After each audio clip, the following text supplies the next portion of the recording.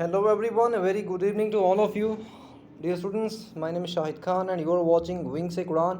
जैसा कि आप जानते हैं, we have started a video series on Indian polity in which we are trying to look at different topics of Indian polity. हम detail के साथ डिस्कशन कर रहे हैं different topics की Indian polity के, एंड इसी को कंटिन्यू करते हुए आज हम एक और वीडियो लेके आए हैं जिसमें हम एक नए एंड इंटरेस्टिंग टॉपिक को डिस्कस करने जा रहे हैं जो कि इंडियन पॉलिटी का पार्ट है एंड बहुत इंपॉर्टेंट पार्ट है कॉम्पिटिटिव एग्ज़ाम्स के पर्सपेक्टिव से।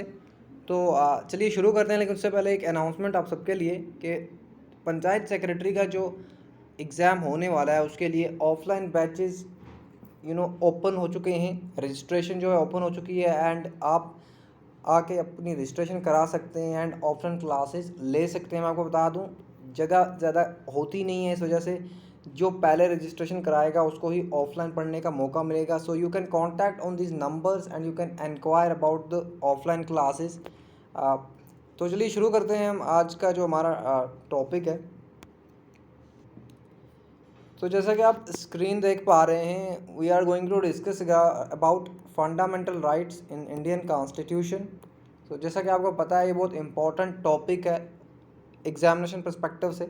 एंड सबसे पहले मैं आपको बता दूं कि there are 25 parts in Indian constitution as I have told you people already. And इन्हीं 25 पार्ट्स में पार्ट थर्ड जो है इंडियन कॉन्स्टिट्यूशन का that deals with fundamental rights, यानी कि फंडामेंटल राइट्स जो हैं ये part third of Indian constitution में दिए गए हैं फ्रॉम आर्टिकल 12 to 35। सबसे पहले आपको ये बात पता होनी चाहिए, सबसे पहले आपको लोकेट करना आना चाहिए कि फंडामेंटल राइट्स कहाँ पे हैं। So these are in third part of Indian constitution starting from article 12 to 35।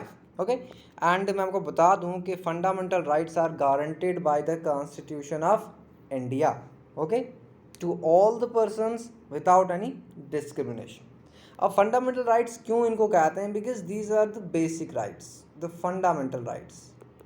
And इसके ये राइट्स अगर ना हो एक इंडिविजुअल को तो वो अपनी पर्सनालिटी को पूरी तरह से डेवलप नहीं कर सकता। जब हम इन सारे फंडामेंटल राइट्स को पढ़ेंगे तो एट द एंड में आपको बताऊंगा कि किस तरह से ये राइट्स जो हैं फंडामेंटल हैं एक ह्यूमन पर्सनालिटी डेवलपमेंट के लिए। अगर ये सारी चीज़ें हम एक ह्यूमन बीइंग एक पर्सन को ना दें तो he she can not develop his her personality to the fullest. Okay, तो इसीलिए इनको फंडामेंटल राइट्स कहा जाता है। इंडियन कॉन्स्टिट्यूशन मेकर्स ने फंडामेंटल राइट्स का चैप्टर जो है इंडियन कॉन्स्टिट्यूशन में रखा है in part third. Okay, I hope this is clear. बढ़ते हैं आगे हम। एंड सबसे पहले मैं आपको यहाँ पे बताना चाहता हूँ कि फंडामेंटल राइट्स जो हैं these are enforceable by courts subject to specific restrictions. तो यहाँ पे क्या है कि अगर आपका फंडामेंटल राइट वॉयलेट होता है तो आप क्या कर सकते हैं, आप कोर्ट में जा सकते हैं। You can approach to court if any of your fundamental right is being violated. So इसीलिए हम इनको कहते हैं कि these are enforceable by courts. Courts इनको एनफोर्स करते हैं। लेकिन ये भी मैं आपको बता दूं कि देयर आर सर्टन रिस्ट्रिक्शंस, कुछ रीजनेबल रिस्ट्रिक्शंस जो हैं फंडामेंटल राइट्स पे लगाई जाती हैं। जब हम फंडामेंटल राइट्स को पढ़ेंगे तो मैं आपको बताऊंगा किस तरह से ये रीजनेबल रिस्ट्रिक्शन जो हैं लगाई जाती हैं, क्या सर्कमस्टांसेस होते हैं जिनमें ये रीजनेबल रिस्ट्रिक्शन जो है स्टेट लगा सकता है लोगों के फंडामेंटल राइट्स पे। ओके, तो इसके साथ साथ एक और चीज़ के ये फंडामेंटल राइट्स जो हैं पॉलिटिकल डेमोक्रेसी को प्रमोट करते हैं इन इंडिया। जैसे मैं आपको बता दूं कि हमारे पास एक और पार्ट है, part fourth of Indian constitution, that is actually directive principles of state policy. Okay, तो ये वेलफेयर स्टेट को प्रमोट करने के लिए है, वेलफेयर स्टेट। इसी तरह हमारे पास यहाँ पे जो फंडामेंटल राइट्स हैं ये पॉलिटिकल डेमोक्रेसी को प्रमोट करते हैं। ओके, बढ़ते हैं आगे। And there is one more thing, one important thing regarding fundamental rights, वो ये है कि जो फंडामेंटल राइट्स हैं इंडियन कॉन्स्टिट्यूशन में ये इंस्पायर्ड हैं कहाँ से? Bill of rights. Bill of rights कहाँ पे था? यूएसए में। Okay, so it was actually a document of rights जिसमें यूनाइटेड स्टेट्स ऑफ अमेरिका ने अपने लोगों के लिए एक डॉक्यूमेंट तैयार किया जिसमें बहुत सारे राइट्स रखे गए थे यूनाइटेड स्टेट्स ऑफ अमेरिका के लोगों के लिए। एंड ये आइडिया जो है इंडियन कॉन्स्टिट्यूशनल मेकर्स ने फंडामेंटल राइट्स का यहीं से लिया है। कहाँ से? Bill of right of United States of America. Okay, so ये आप याद रखेंगे। एंड इसके साथ साथ मैं आपको बता दूं कि इंडियन कॉन्स्टिट्यूशन का जो फंडामेंटल राइट्स चैप्टर है इसको कहा जाता है Magna Carta of Indian constitution. Okay, Magna carta असल में क्या था? एक डॉक्यूमेंट ऑफ राइट्स था जो कहाँ पे हुआ था? ब्रिटेन में 1215 में इसको बनाया गया था।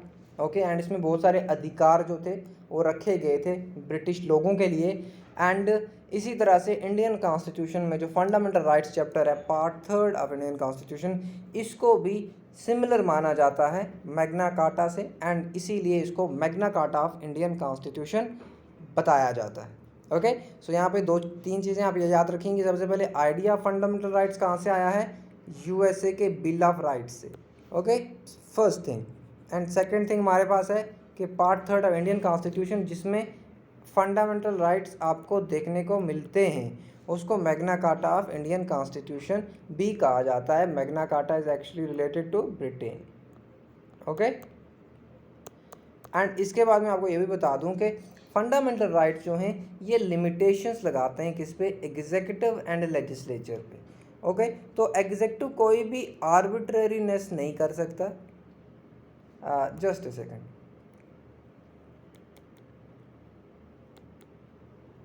तो एग्जीक्यूटिव या फिर लेजिस्लेचर अपनी तरफ से कोई आर्बिट्रेरीनेस नहीं कर सकता, उसको अकॉर्डिंग टू द कॉन्स्टिट्यूशन काम करना है। ओके, एंड इसीलिए फंडामेंटल राइट्स जो हैं ये लिमिटेशंस लगाते हैं एग्जीक्यूटिव एंड लेजिस्लेचर के पावर्स पे। ओके, एग्जीक्यूटिव एंड लेजिस्लेचर कोई आर्बिट्रेरीनेस नहीं कर सकता, यानी कि कोई मनमानी नहीं कर सकता जिससे किसी का फंडामेंटल राइट वायलेट हो जाए। ओके, एंड इसके बाद यहाँ पे मैं आपको एक और चीज़ बताना चाहता हूँ कि originally there were 7 fundamental rights. Okay, जब इंडियन कॉन्स्टिट्यूशन बनाई गई थी सो 7 फंडामेंटल राइट्स जो हैं ये रखे गए थे फंडामेंटल राइट्स चैप्टर में, यानी कि पार्ट 3 में।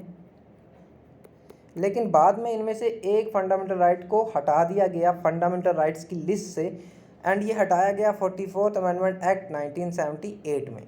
Okay, and fundamental right to property जो था, राइट टू प्रॉपर्टी ये फंडामेंटल राइट था, इसको हटा दिया गया, इसका स्टेटस चेंज कर दिया गया। अब ये फंडामेंटल राइट नहीं है, लेकिन अभी भी ये एक लीगल राइट माना जाता है इंडियन कॉन्स्टिट्यूशन में, but it is no more a fundamental right. कौन सा? Right to property. So it has been, the status of right to property has been changed. It is no more a fundamental right. Okay, I hope this is making sense. And इसके बाद हम आगे बढ़ते हैं। And there is one more thing that is important कि features क्या हैं fundamental rights के।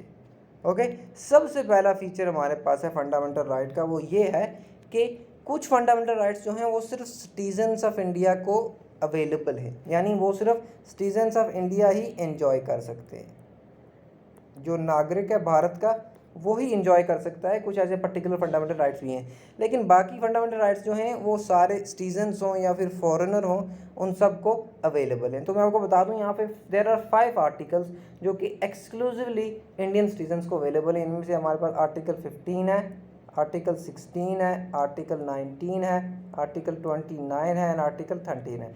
इनको हम डिटेल के साथ डिस्कस करेंगे जब हम फंडामेंटल राइट्स को 1 बाय 1 डिस्कस करेंगे।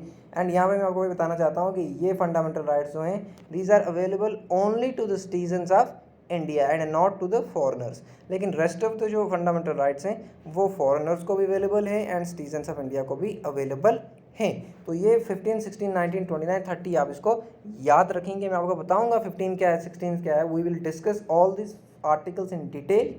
अभी के लिए आप सिर्फ इतना याद रखें कि कुछ फंडामेंटल राइट्स जो हैं these are available to the citizens of India only and rest of the fundamental rights are available to all the people in the territory of India whether they are citizens और foreigners. Okay, and इसके बाद एक और चीज़ है हमारे पास, that is कि fundamental rights are not absolute but qualified. So not absolute but qualified, इसका ये मीनिंग है कि देयर आर सर्टन सर्कमस्टांसेस जब ये फंडामेंटल राइट्स पे रिस्ट्रिक्शंस लगाई जाती हैं एंड इन रिस्ट्रिक्शंस को उस टाइम पे रीजनेबल बताया जाता है स्टेट के द्वारा। कुछ ऐसे कंडीशंस होते हैं, सर्कमस्टांसेस होते हैं जब एक इंसान, एक व्यक्ति, एक जो इंडियन सिटीज़न है या फिर इंडियन टेरिटरी में है, उसके फंडामेंटल राइट्स पे रोक लगाई जा सकती है एंड वो जो रिस्ट्रिक्शन होगी उसको रीजनेबल बताया जाएगा। फॉर एग्जांपल हम आर्टिकल 19 की अगर बात कर लें, आर्टिकल 19 की अगर हम बात कर लें तो यहाँ पे क्या है, यहाँ पे 6 फ्रीडम्स दी गई हैं इस आर्टिकल के अंदर, 6 फ्रीडम्स। इनमें से एक फ्रीडम है freedom to travel in any part of the country, freedom to travel.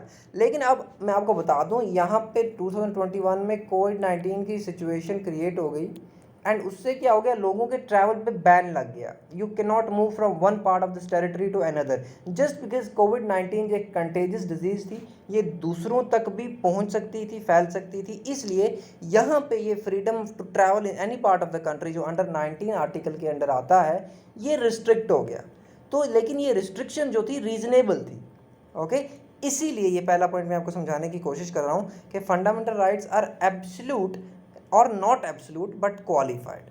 ऐसा नहीं है कि ये हर हाल में ही आप एंजॉय कर सकते हैं, कभी कभी इन पे रीजनेबल रिस्ट्रिक्शंस लगाई जा सकती हैं। ओके, स्टेट कभी कभी इम्पोज कर सकता है रिस्ट्रिक्शंस इन फंडामेंटल राइट्स पे एंड ये रीजनेबिलिटी जो है इनको डिसाइड कौन करेगा एट द एंड कि क्या जो रिस्ट्रिक्शन लगाई गई थी ये सही थी या नहीं, ये करेगी supreme court. Okay, supreme court decide करेगा whether these restrictions are reasonable और not. Okay, so supreme court will decide this. Okay, चलते हैं, बढ़ते हैं हम अपने नेक्स्ट फीचर पे। This was the first feature, sorry this was the second feature. एक तो हमारे पास ये हो गया, दूसरा हो गया ये, तीसरा हमारे पास फीचर है most fundamental rights are available only, sorry most rights are available against the actions of the state but some are available against the actions of the private individuals too. Okay, तो यहाँ पे क्या है कि कुछ ऐसे fundamental rights हैं जो स्टेट के एक्शंस के अगेंस्ट है, यानी कि स्टेट्स पे लिमिटेशन लगाता है। कुछ ऐसे फंडामेंटल राइट हैं जो नेगेटिव हैं, आप इस तरह से भी बोल सकते हैं, some fundamental rights are negative in nature.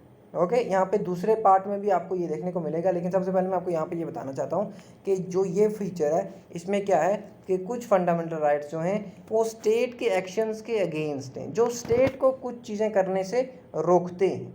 Okay, and दूसरा हमारे पास है कुछ ऐसे फंडामेंटल राइट्स भी हैं जो प्राइवेट इंडिविजुअल्स पर लिमिटेशंस लगाते हैं। ओके, तो यहाँ पे मैं आपको बता दूँ कि आर्टिकल 15 हमारे पास है जो है असल में prohibition of discrimination. Okay, discrimination के रिगार्डिंग है आर्टिकल 15 हमारा। ये हम ऑलरेडी डिस्कस करेंगे जब हम अच्छे से फंडामेंटल राइट्स को डिस्कस करेंगे। यहाँ पे मैं आपको बताना चाहता हूँ प्रोहिबिशन ऑफ डिस्क्रिमिनेशन आर्टिकल 15 है। ये क्या कहता है कि state shall not discriminate, state shall not discriminate. तो यहाँ पे क्या है, ये स्टेट पे रिस्ट्रिक्शन लगा रहा है कि भाई स्टेट जो है डिस्क्रिमिनेट नहीं करेगा on the basis of religion, race, caste, sex and place of birth. Okay, तो दूसरी तरफ से कुछ ऐसे फंडामेंटल राइट्स भी हैं जो प्राइवेट इंडिविजुअल्स के अगेंस्ट हैं। आर्टिकल 23 की अगर हम बात करें तो ये क्या है, ट्रैफिकिंग इन ह्यूमन बींग्स को प्रोहिबिट करता है। ट्रैफिकिंग इन ह्यूमन बींग्स यानी आप इंसानों की खरीद फरोख्त नहीं कर सकते, आप ऐसा नहीं कर सकते कि आप इंसानों को बेचना शुरू कर दें। So this is prohibited. तो ये प्राइवेट इंडिविजुअल्स के अगेंस्ट है। ओके, कोई ऐसा नहीं हो कि जो अपनी बिजनेस स्टार्ट कर ले और लोगों को बेचना शुरू कर दे, लड़कियों को बेचना शुरू कर दे प्रोस्टिट्यूशन पर्पज़ के लिए। तो इस तरह का एक्शन, इस तरह का एक्ट जो है ये भी रिस्ट्रिक्टेड है। तो यहाँ पे आपने देखा कि 23 के अंडर प्राइवेट इंडिविजुअल से अगेंस्ट है ये एंड 15 के अंडर स्टेट के अगेंस्ट है ये। तो इस तरह से आपको समझ आ गया होगा कि कुछ राइट्स जो हैं वो against the actions of state हैं, लेकिन कुछ राइट्स जो हैं वो against the actions of private individuals भी हैं। I hope this is making sense. And इसके साथ साथ मैं आपको बता दूं कि some fundamental rights are negative in character and while others are positive in character. तो यहाँ पे क्या है, ये मैं आपको बता दूँ, some fundamental rights are negative in character. तो अब मैंने आपको ऊपर बताया कि कुछ फंडामेंटल राइट्स जो हैं वो लिमिटेशंस लगाते हैं स्टेट पे, ओके, लिमिटेशंस लगाते हैं स्टेट पे। तो ये वही बात है कि स्टेट के आर्बिट्रेरी एक्शन के अगेंस्ट ये फंडामेंटल राइट्स हैं, ये स्टेट को रोकते हैं बहुत सारे नेगेटिव काम करने के लिए इंडिविजुअल्स के अगेंस्ट, जिससे इंडिविजुअल के फंडामेंटल राइट वायलेट हो सकते हैं। तो इसीलिए fundamental rights are negative in character, क्योंकि ये स्टेट को रोकते हैं बहुत सारी आर्बिट्रेरी एक्शंस करने से, ओके। एंड दूसरा हमारे पास ये है कि some fundamental rights are positive. तो पॉजिटिव फंडामेंटल राइट्स क्या हैं कि कुछ ऐसे फंडामेंटल राइट्स हैं जो प्रिविलेज प्रोवाइड करते हैं सिटीजन्स को, ओके, प्रिविलेज प्रोवाइड करते हैं सिटीजन्स को, यानी कि सिटीजन्स को एक पॉजिटिव पुश मिलता है इन फंडामेंटल राइट्स की वजह से। जैसे कि आर्टिकल 21A की हम बात कर रहे हैं, तो ये है राइट टू एजुकेशन, RTE लिख रहा हूँ मैं। राइट टू एजुकेशन जो है ये एक ऐसा फंडामेंटल राइट है, इसमें कहा गया है कि भाई 14 ईयर से जो कम एज का बच्चा है उसको फ्री एलिमेंट्री एजुकेशन प्रोवाइड की जाए। तो यहाँ पर ये प्रिविलेज प्रोवाइड कर रहा है, so this is positive in nature. लेकिन कुछ ऐसे फंडामेंटल राइट्स भी हैं जो नेगेटिव इन नेचर है, जैसे मैंने आपको आर्टिकल 15 के बारे में बताया। तो स्टेट डिस्क्रिमिनेशन नहीं कर सकता, तो ये स्टेट को रोक रहा है बहुत सारी चीज़ें करने से, ओके। तो इस तरह से कुछ फंडामेंटल राइट्स नेगेटिव हैं, कुछ पॉजिटिव हैं। And then comes the fundamental rights are justiciable in nature. Justiciable in nature का यहाँ पे मीनिंग ये है कि a person can move to court if his her fundamental right is being violated. कोई भी फंडामेंटल राइट आपका वायलेट हो रहा है, आप सुप्रीम कोर्ट या फिर हाई कोर्ट कहीं भी जा सकते हो, ओके। एंड इसमें भी एक आर्टिकल है हमारे पास, जो मैं अभी आगे जाके जब हम फंडामेंटल राइट्स को डिस्कस करेंगे तो मैं आपको बताऊंगा कौन सा आर्टिकल है। तो यहाँ पे आप ये देखें कि they are justiciable in nature, so means कि इनको इन्फोर्स करने के लिए आप कोर्ट में जा सकते हैं। अगर आपका फंडामेंटल राइट वायलेट हो रहा है, so you can move to court, okay. So then comes the fundamental rights are defended and guaranteed by the Indian Constitution। तो ये बिल्कुल अंडरस्टूड है कि फंडामेंटल राइट्स जो है कॉन्स्टिट्यूशन प्रोवाइड करता है, इंडियन स्टेट प्रोवाइड नहीं कर रहा है फंडामेंटल राइट्स, या फिर इंडियन गवर्नमेंट प्रोवाइड नहीं कर रही है फंडामेंटल राइट्स। ये जो है ऑलरेडी कॉन्स्टिट्यूशन में दिए गए हैं, एंड ये आपको कॉन्स्टिट्यूशन गारंटी करता है कि there are 6 fundamental rights. And ये जितने भी लोग हैं, कुछ सिटीजन्स को अवेलेबल हैं, कुछ बाकी लोगों को भी अवेलेबल हैं। तो ये fundamental rights there are in the constitution, they are guaranteed by the constitution, okay. So next thing is they are not sacrosanct but or permanent, sorry, so fundamental rights are not sacrosanct or permanent। तो यानी कि जब हम बात करते हैं fundamental rights को change करने की, तो दे कैन बी चेंज, यानी कि they can be amended. Constitutional language में हम कह सकते हैं कि फंडामेंटल राइट जो हैं ये कोई ठोस चीज़ नहीं है, कोई परमानेंट चीज़ नहीं है, कोई सैक्रोसेंट चीज़ नहीं है। इनको हम अमेंड कर सकते हैं, एंड पार्लियामेंट इनको अमेंड करने के पावर्स रखता है। एंड मैं आपको ये भी बता दूं कि सिर्फ पार्लियामेंट के पास ही पावर्स हैं फंडामेंटल राइट को अमेंड करने के। एंड यहाँ पे आपने क्या देखा कि स्टेट लेजिस्लेचर के पास फंडामेंटल राइट्स को अमेंड करने के पावर्स नहीं होते हैं। ये आप याद रखेंगे, स्टेट लेजिस्लेचर के पास फंडामेंटल राइट्स को अमेंड करने के पावर्स नहीं होते हैं। लेकिन यहाँ पे आप एक चीज़ ये भी याद रखेंगे कि फंडामेंटल राइट्स को पार्लियामेंट अमेंड तो कर सकता है, लेकिन मैंने आपको एक चीज़ बताई थी, बेसिक स्ट्रक्चर। बेसिक स्ट्रक्चर को पार्लियामेंट चेंज नहीं कर सकता, आल्टर नहीं कर सकता। जैसे कि फंडामेंटल राइट रिलीजन के रिगार्डिंग बहुत सारे फंडामेंटल राइट्स हैं इंडियन कॉन्स्टिट्यूशन में, तो उसको नहीं निकाल सकते पार्लियामेंट, क्योंकि वो सेक्युलर कैरेक्टर डिफाइन करते हैं इंडियन कॉन्स्टिट्यूशन का, ओके। एंड अगर हम रिलीजन के रिगार्डिंग फंडामेंटल राइट्स हटा देंगे, हम किसी पर्टिकुलर रिलीजन के रिगार्डिंग फंडामेंटल राइट्स रख देंगे एंड बाकी सारे रिलीजन्स को डिनाई कर देंगे फंडामेंटल राइट्स, तो that will be against the secular nature of the Indian state, and जो कि बेसिक स्ट्रक्चर है। इसलिए फंडामेंटल राइट्स को पार्लियामेंट अमेंड कर सकता है, लेकिन बेसिक स्ट्रक्चर जो है उसको आल्टर नहीं किया जा सकता, उसको चेंज नहीं किया जा सकता। मैंने आपको बताया केशव नंदा भारतीय केस में ये जजमेंट दिया गया सुप्रीम कोर्ट के द्वारा, केशव नंदा भारतीय केस 1973 बेसिक स्ट्रक्चर वाला क्लॉज यहाँ पे सुप्रीम कोर्ट ने बताया कि भाई आप चेंज तो कर सकते हो, कॉन्स्टिट्यूशन को अमेंड कर सकते हो, but you can not change the basic structure. Then comes the fundamental rights can be suspended during the operation of a national emergency. तो मैं आपको बता दूं कि 3 तरह की इमरजेंसीज होती हैं. You have national emergency, you have constitutional emergency and you have financial emergency. तो मैं आपको बता दूं ये 3 तरह की इमरजेंसीज हैं. लेकिन जब नेशनल इमरजेंसी लग जाती है किसी पार्ट ऑफ इंडिया में, ओके, या फिर पूरे इंडिया में, तो उस टाइम पे फंडामेंटल राइट्स सस्पेंड हो जाते हैं. लेकिन 2 फंडामेंटल राइट्स सस्पेंड नहीं होते हैं, जो ये 2 हैं, आर्टिकल 20 एंड 21. ये क्या है हम डिस्कस करेंगे डिटेल में जब हम फंडामेंटल राइट्स नेक्स्ट लेक्चर्स में शुरू करेंगे डिस्कस करना. तो यहाँ पे आप ये रखें, जब नेशनल इमरजेंसी होती है तो सारे फंडामेंटल राइट्स सस्पेंड हो जाते हैं सिवाय 2 फंडामेंटल राइट्स के, जो कि आप यहाँ पे देख पा रहे हैं 20 एंड 21. लेकिन एक और चीज़ है, जब नेशनल इमरजेंसी वॉर के ग्राउंड्स पे इम्पोज की जाती है. देखिए नेशनल इमरजेंसी 2 ग्राउंड्स पे इम्पोज की जाती है. एक तो हो गया ये वॉर वाला एंड दूसरा हो गया इंटरनल रेबेलियन. Internal rebellion. तो इन 2 केसेस में नेशनल इमरजेंसी डिक्लेयर की जा सकती है. एंड नेशनल इमरजेंसी जब वॉर के टाइम वॉर की सिचुएशन में डिक्लेयर होती है तब 19 आर्टिकल सस्पेंड हो जाता है. ओके, लेकिन अगर इंटरनल रिबेलियन के बेसिस पे नेशनल इमरजेंसी डिक्लेयर है तो ये 19 आर्टिकल सस्पेंड नहीं होगा. ये भी आप याद रखेंगे.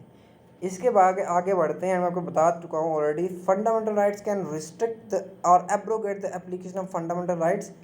Parliament can restrict or abrogate the application of fundamental rights in the case of armed forces, paramilitary forces, police forces, intelligence agencies and analogous services.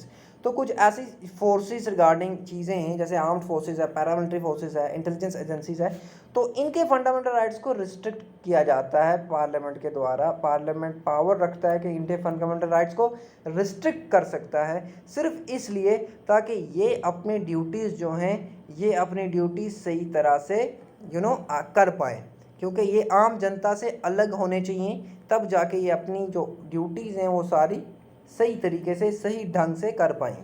इसीलिए पार्लियामेंट इनके फंडामेंटल राइट्स को रिस्ट्रिक्ट कर सकता है. ओके, एंड इसके साथ साथ एक और चीज़ है, मार्शल रूल यानी कि मिलिट्री रूल. मार्शल लॉ यानी कि मिलिट्री रूल. तो यहाँ पे मिलिट्री रूल से ये मतलब है कि कभी ऐसा होता है कि जो सिविल एडमिनिस्ट्रेशन है, ऐसे सर्कमस्टांसेस आ जाते हैं जब सिविल एडमिनिस्ट्रेशन संभाल नहीं पाती है किसी पार्ट ऑफ टेरिटरी को या फिर पूरी इंडियन टेरिटरी को, एंड उस टाइम पे जो पावर्स हैं वो मिलिट्री के हाथ में दे दिए जाते हैं. इसको मार्शल लॉ कहते हैं. ये आर्टिकल 34 के अंडर आता है. ओके, एंड यहाँ पे मैं आपको बता दूँ कि इन केसेस में फंडामेंटल राइट्स लोगों के क्या हो जाते हैं, रिस्ट्रिक्ट हो जाते हैं. कब? जब मार्शल लॉ यानी कि मिलिट्री रूल इम्पोज हो जाता है किसी part of territory of India में. ओके, सो मैं आपको बता दूं कि ये मार्शल रूल जो है, मिलिट्री रूल जो है, again I am telling you, जब ये किसी पार्ट ऑफ टेरिटरी में इंडिया में लगता है तो वहाँ पे लोगों के फंडामेंटल राइट्स रिस्ट्रिक्ट हो जाते हैं. Okay, I hope this is making sense. And बढ़ते हम आगे. एंड एक और चीज़ मैं आपको ऑलरेडी बता चुका हूँ, only parliament can make laws for the enforcement of fundamental rights. तो फंडामेंटल राइट्स के रिगार्डिंग सिर्फ पार्लियामेंट ही लॉज बना सकता है. ओके, इनको इफेक्ट में लाने के लिए, इनको इन्फोर्स कराने के लिए only parliament can make laws, and this is in article 35. Okay, ये भी आप याद रखेंगे. आगे जाके हम अच्छे से इन आर्टिकल्स को पढ़ेंगे जब हम एक्सप्लेनेशंस के साथ इस चैप्टर को देखेंगे. अभी मैं आपको सिर्फ फंडामेंटल राइट्स का एक इंट्रोडक्शन, एक फीचर्स बता रहा हूँ. तो ये हमारे पास है 6 fundamental rights: right to equality, freedom against exploitation, freedom of religion, cultural and education rights, and then comes the right to constitutional remedies. इनको हम एक एक करके भी पढ़ेंगे, लेकिन यहाँ पे एक नोट है आपके लिए, वो ये है कि right to property was deleted from the list of fundamental rights by 44th amendment 1978. It is made a legal right under Article 300A in Part 12. तो पहले फंडामेंटल राइट कहाँ पे था? पार्ट 3 में था. लेकिन जब इसको चेंज कर दिया गया 1978 में, 44th अमेंडमेंट एक्ट के थ्रू अब ये फंडामेंटल राइट कहाँ पे है, अब ये फंडामेंटल राइट नहीं है, सॉरी, अब ये एक लीगल राइट है जो कि 300A आर्टिकल में पार्ट 12 में आता है।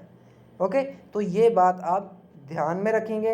And this was all about the fundamental rights, the introduction regarding the fundamental rights, the meaning of fundamental rights, their features, whether they can be amended or not, and all the things, जितनी भी important चीज़ें थी introduction के regarding वो सारी हम कर चुके हैं। ये PDF मैं आपको प्रोवाइड करा दूंगा टेलीग्राम में। मिलते हैं अपने नेक्स्ट लेक्चर में जिसमें हम फंडामेंटल राइट्स को 1 by 1 डिस्कस करेंगे। And it will take 1 or 2 videos more, क्योंकि ये बहुत बड़ा चैप्टर है इंडियन कॉन्स्टिट्यूशन में। So stay tuned, have patience. And मैं आपको बता रहा हूँ VLW का जो एग्ज़ाम है उसमें जो टॉपिक्स हैं हम वो भी कवर करने जा रहे हैं। एंड मैं आपको बता दूँ इसके साथ साथ बहुत सारे एग्जाम्स और भी हैं जिसमें आपको ये सीरीज़ हेल्प करने वाली है PSC को लेके, JK PSC को लेके, क्योंकि JK PSC में बहुत सारे क्वेश्चंस एज इट इज़ पूछे जाते हैं। एंड जो ये सीरीज़ में चला रहा हूँ इसमें मैं आपका कॉन्सेप्ट एंड स्टैटिक दोनों चीज़ें लेके चल रहा हूँ। आप किसी भी चैनल पे जाके देख लीजिएगा, इससे बेटर अगर पढ़ाया हो तो मुझे बता दीजिएगा चैनल का नाम। Okay, so see you guys in next lecture. Till then, goodbye, take care and stay tuned. Thank you so much for watching Wing Sek Udan.